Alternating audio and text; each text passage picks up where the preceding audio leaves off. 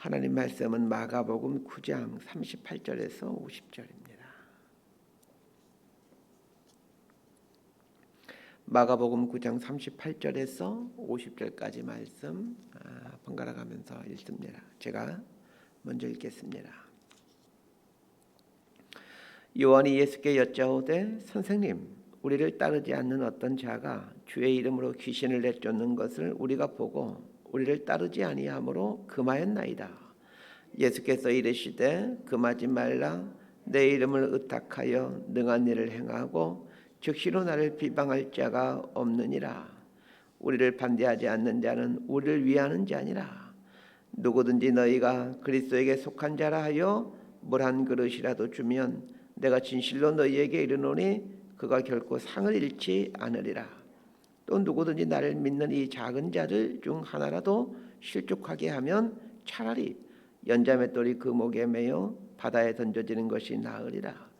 만일 내 손이 너를 범죄하게 하거든 찍어버리라.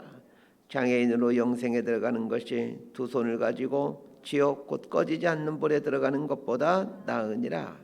만일 내 발이 너를 범죄하게 하거든 찍어버리라. 다리 저는 자로 영생에 들어가는 것이 두 발을 가지고 지옥에 던져지는 것보다 나으니라. 만일 내 눈이 너를 범죄하게 하거든 빼버리라. 한 눈으로 하나님의 나라에 들어가는 것이 두 눈을 가지고 지옥에 던져지는 것보다 나으니라. 거기에서는 구더기도 죽지 않고 불도 꺼지지 아니하느니라. 사람마다 불로써 소금 치듯함을 받으리라. 50절 함께 읽습니다. 소금은 좋은 것이로되 만일 소금이 그 맛을 잃으면 무엇으로 이를 짜게 하리로. 너희 속에 소금을 두고 서로 화목하라 하시니라. 아멘. 가이사랴 빌립보에서 예수님은 제자들에게 너희들은 나를 누구라 하느냐 라는 질문을 하시죠. 이때가 예수님의 사역을 구분짓는 분기점이라 할 수 있습니다. 예수님의 공생의 3년 기간을 크게 두 부로 나눌 수 있는데 이때가 분기점이다라고 할 수 있습니다. 예수님은 가이사랴 빌립보에서 제자들에게 너희는 나를 누구라 하느냐라는 질문을 통해 당신이 누구신지에 대해서, 당신의 정체성에 대해서 말씀해 주십니다. 너희는 나를 누구라 하느냐라는 예수님의 질문에 제자들 대표의 베드로가 주는 그리스도시요 살아계신 하나님의 아들입니다 라고 답변합니다. 그래서 예수님은 바요나시모나 내가 복이 있도다 칭찬하시면서 당신이 그리스도이라는 사실을 분명하게 말씀해 주십니다. 그리고는 그때 십자가에 이제 그때부터 십자가 달려 죽게 되신다는 말씀을 하시게 됩니다.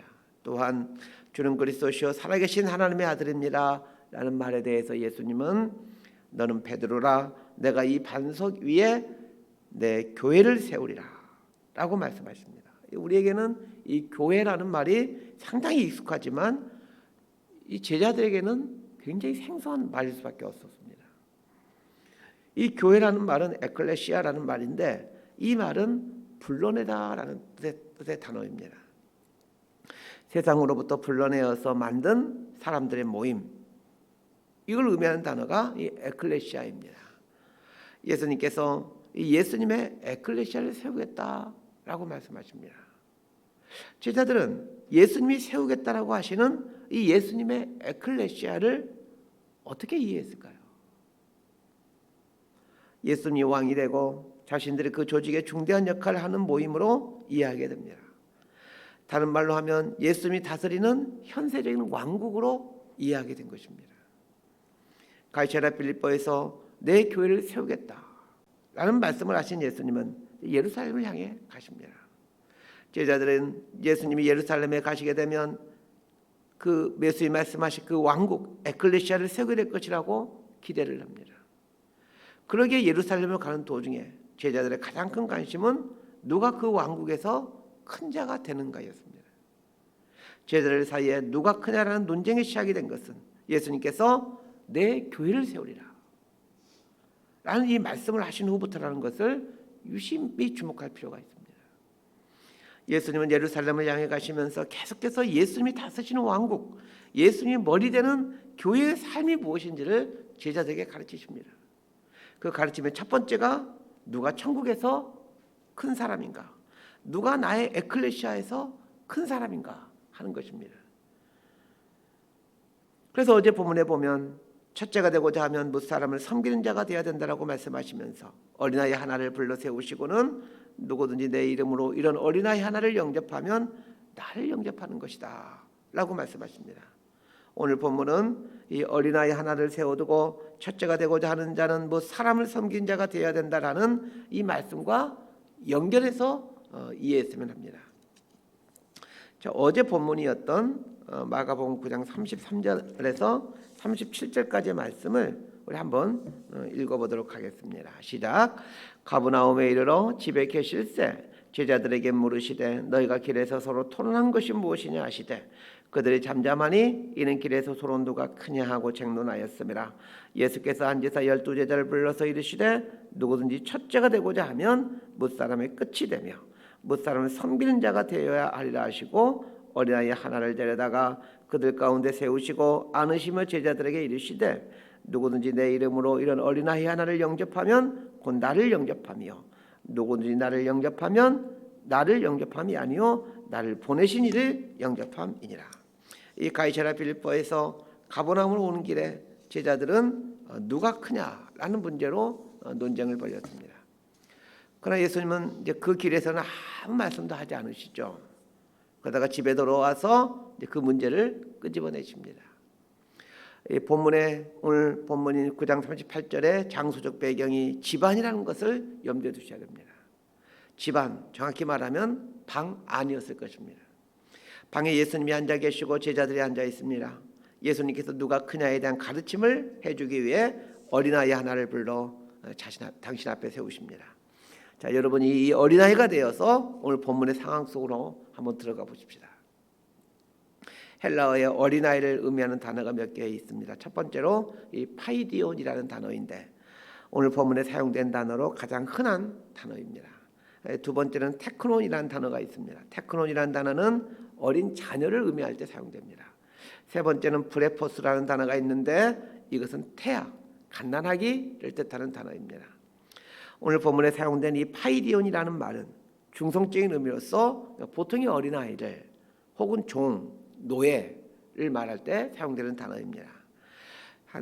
그 이스라엘에서는 12살부터는 성인으로 간주하기에 통상 파이디온이란 한 5살부터 한 10살 정도의 어간의 아이들이라고 생각하시면 됩니다. 자, 여러분이 한 5살에서 10살 정도 어간되는 아이가 되어서 지금 예수님과 제자들 12명 있는 방 안으로 들어가 예수님 앞에 앉아 있다라고 한번 생각해 보시기 바랍니다. 머릿속으로 한번 상상해 보세요. 예수님과 제자들이 있는 곳이 가버나움에 있는 집이다라고 말하고 있습니다. 아마도 그 집은 예수님이 베이스 캠프로 사용하던 집이었을 겁니다. 그리고 그 아이는 그 집 아이거나 혹은 최소한도 그 옆집에 사는 아이였을 것입니다. 예수님과 제자들을 잘 알고 있는 아이였다는 얘기입니다. 이 어린아이가 방 안에 예수님과 제자들 앞에 홀로 서 있다라고 생각해 보십시오. 그리고 그 부리부리한 24개의 눈동자가 이 아이를 주목하고 있습니다. 예수님과 제자들이 있는 이 방은 예수님과 제자들이 평상시에 사용하는 방입니다. 어린아이는 그 방에 자신이 들어가서는 안 된다는 것을 너무 잘 알고 있습니다. 예수님에게 집을 내어준 집주인이 아마 여러 번 아이에게 주의를 주었을 것입니다. 이 방은 예수님이 사용하는 방이니 들어가서는 안 된다라고 말입니다. 그러면서 그 방은 이 어린아이가 들어가서는 안 되는 방입니다. 다른 말로 하면 어린아이에게는 그 방에 들어갈 자격이 없다는 얘기입니다. 그럼에도 불구하고 그 어린아이가 그 방에 들어갈 수 있었던 이유는 그 방의 주인인 예수님께서 그 아이를 불러서 세웠기 때문입니다. 우리는 천국에 들어갈 자격이 없는 사람들입니다. 그러나 우리가 천국에 들어갈 수 있는 이유는 예수님께서 우리를 불러주셨기 때문입니다. 예수님께서 이 아이를 제자들 앞에 세웁니다. 이 어린아이는 예수님의 부르심에 순종해서 방 안에 들어왔지만 여전히 마음속으로 여기는 내가 있을 곳이 아닌데 여기도 내가 있을 곳이 아닌데 이 생각을 하게 됩니다. 그러나 예수님께서 세워주셨기에 그 예수님 말씀에 의지해서 그 자리에 서 있는 것입니다. 어떤 사람이 천국에 들어갈 수 있습니까? 예수님의 부르심을 입은 사람이 천국에 들어갈 수 있습니다. 예수님이 불렀기에 천국에 들어갔지만 난 자격 없는 사람인데 난 자격 없는 사람인데 나 같은 사람을 불러주시다니 너무나도 황송하구나. 이런 마음으로 서 있는 사람이 천국에도 큰 사람입니다. 제자들이 천국에서 누가 큽니까? 라는 싸움을 한 것은 쉽게 말하면 내가 더 크다라는 말이었습니다. 내가 더 공로가 많다, 내가 이 자리에 앉을 자격이 있다, 이런 뜻이었습니다. 그러나 천국에서 큰 자는 난 자격 없는 사람입니다. 난 주님을 위해 한 것이 없는 사람입니다.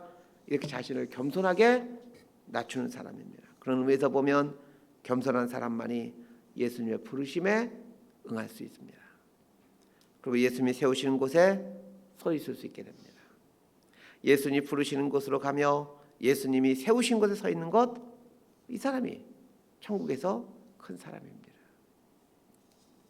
예수님이 머리 되는 교회에서 큰 사람이란 자신을 낮추고 상대방을 높이는 사람이다 라는 게 이제 제가 위에서 설명했던 내용들입니다. 자, 두 번째는 다른 사람을 포용하고 환영하는 자세를 갖고 있는 사람이 큰 사람입니다. 우리 38절에서 41절까지 말씀 함께 읽습니다. 시작. 요한이 예수께 여짜오되 선생님, 우리를 따르지 않는 어떤 자가 주의 이름으로 귀신을 내쫓는 것을 우리가 보고 우리를 따르지 아니하므로 금하였나이다. 예수께서 이르시되 금하지 말라. 내 이름을 의탁하여 능한 일을 행하고 즉시로 나를 비방할 자가 없느니라. 우리를 반대하지 않는 자는 우리를 위하는 자니라. 누구든지 너희가 그리스도에게 속한 자라 하여 물 한 그릇이라도 주면 내가 진실로 너희에게 이르노니 그가 결코 상을 잃지 않으리라. 가버나움에 있는 집안에 있을 때 요한이 예수님께 묻습니다. 우리를 따르지 않는 어떤 사람이 예수님 이름으로 귀신을 쫓아내고 있는데 그 사람에게 당신은 우리를 따르고 있지 않으니 그렇게 하지 말라, 이렇게 말했다라고 지금 예수님께 지금 얘기를 하고 있습니다. 그래서 예수님께서 금하지 말아라 이렇게 말씀하십니다. 그리스도의 몸인 교회는 각기 모양이 다릅니다. 우리 시대에는 교파와 교단이라는 이름으로 서로 다른 모양으로 교회는 존재하고 있습니다. 이런 다양한 교회에 대해 수용할 줄 알아야 한다는 것입니다. 이것은 한 교회 안에서도 마찬가지입니다. 같은 교회에 다니지만 나와 상당히 다른 성격과 나와 상당히 다른 신앙 스타일을 갖고 살아가는 사람들이 적지 않게 있습니다. 이런 사람들을 배척하지 말아야 한다는 것입니다. 자, 42절에서 49절까지 말씀 함께 읽습니다. 시작. 또 누구든지 나를 믿는 이 작은 자들 중 하나라도 실족하게 하면 차라리 연자맷돌이 그 목에 매여 바다에 던져지는 것이 나으리라. 만일 내 손이 너를 범죄하게 하거든 찍어버리라. 장애인으로 영생에 들어가는 것이 두 손을 가지고 지옥 곧 꺼지지 않는 불에 들어가는 것보다 나으니라. 만일 내 발이 너를 범죄하게 하거든 찍어버리라. 다리 저는 자로 영생에 들어가는 것이 두 발을 가지고 지옥에 던져지는 것보다 나으니라. 만일 내 눈이 너를 범죄하게 하거든 빼버리라. 한 눈으로 하나님의 나라에 들어가는 것이 두 눈을 가지고 지옥에 던져지는 것보다 나으니라. 거기에서는 구더기도 죽지 않고 불도 꺼지지 아니하느니라. 사람마다 불로써 소금치듯함을 받으리라. 이 본문은 우리의 몸으로 죄를 짓지 말라 이런 말씀으로 보여지지만 잘 보면 작은 자 하나라도 실족해 하는 것이 죄를 짓는 것이다 라는 것을 말씀해 주고 있습니다. 42절에 나오는 누구든지 나를 믿는 이 작은 자들 중 하나라도 실족하게 하면 이 구절을 이 부분을 풀어가는 열쇠가 됩니다. 예수를 믿는 자들 중 작은 자들 중 하나란 누구이겠습니까? 나랑 다른 사람들입니다. 경제적인 환경이 다르고 교육의 수준이 다르고 피부 색깔이 다르고 인종이 다르고, 자, 그런데 이런 사람들 차별하고 거부하는 것이 형제를 실족하게 하는 것입니다. 이런 차별과 냉정을 갖고 살고 있다라면 연자맷돌을 달고 바다에 던져주는 것이 더 낫다라고 예수님 말씀하십니다. 이것은 교회 공동체 안에 생기게 되는 냉대와 차별, 환영하지 못함에 대한 주님의 경고입니다. 왜 우리는 예수님을 주님으로 믿는 하나님의 자녀가 되었지만 교회 공동체 안에서조차도 세상적 가치로 평가하여 누군가는 환영하고 누군가는 배척하는 것입니까? 왜 이런 잘못된 눈을 갖고 신앙생활을 하는 것입니까? 이런 잘못된 눈에 대한 치료 방법은 없는 것일까요? 자, 50절 말씀이 이제 그 치료 방법입니다. 50절 함께 읽습니다. 시작. 소금은 좋은 것이로되 만일 소금이 그 맛을 잃으면 무엇으로 이를 짜게 하리요. 너희 속에 소금을 두고 서로 화목하라 하시니라. 좀 쉽게 이해할 수 없는 말씀입니다. 소금을 두고 화목하라라는 말씀이 조금 이해하기 어려울 겁니다. 교회 공동체 안에서 경제적인 상황이나 교육의 수준과 같은 세상적인 기준으로 인해 화목함을 갖지 못한다면 소금을 사이에 두고 화목하게 하라라고 말씀하십니다. 이 부분을 묵상해 보다가 소금을 사이에 둔다라는 말이 무슨 뜻일까 생각해 보았습니다. 김장을 할 때 배추를 소금으로 절이죠. 소금으로 배추를 절이면 그 살아있던 배추가 이제 숨이 죽게 됩니다.